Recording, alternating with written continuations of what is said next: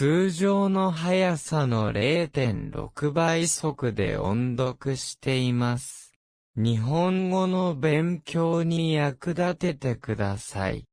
カッパは日本の妖怪で伝説上の動物です。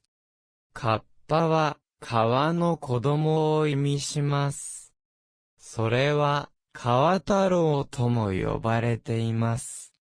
日本の有名な作家である芥川龍之介が1927年にカッパという小説を書き、日本で知名度が上がりました。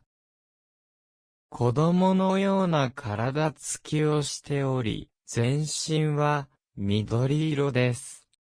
頭頂部には皿のようなものがあります。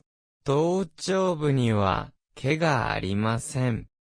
ですから、日本で頭頂部がハゲている人をカッパと呼んだりします。お皿はいつも水で濡れていて、もしそのお皿が乾くと、カッパは死んでしまいます。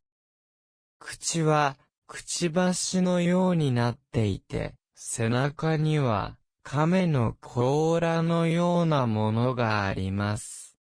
手には水かきがついています。肛門は3つもあるとされています。カッパの好物はキュウリです。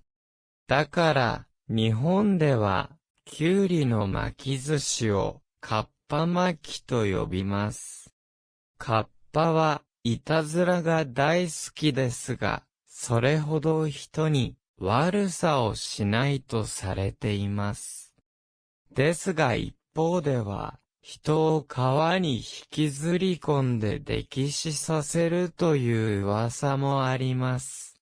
一説によると、江戸時代に貧しい家庭が赤子を育てられず殺して川に捨て、それが妖怪と見間違えられたということです。カッパの川流れということわざがあります。泳ぎのうまいカッパでも溺れてしまうことがある。つまり、その道の名人でも時には失敗するということです。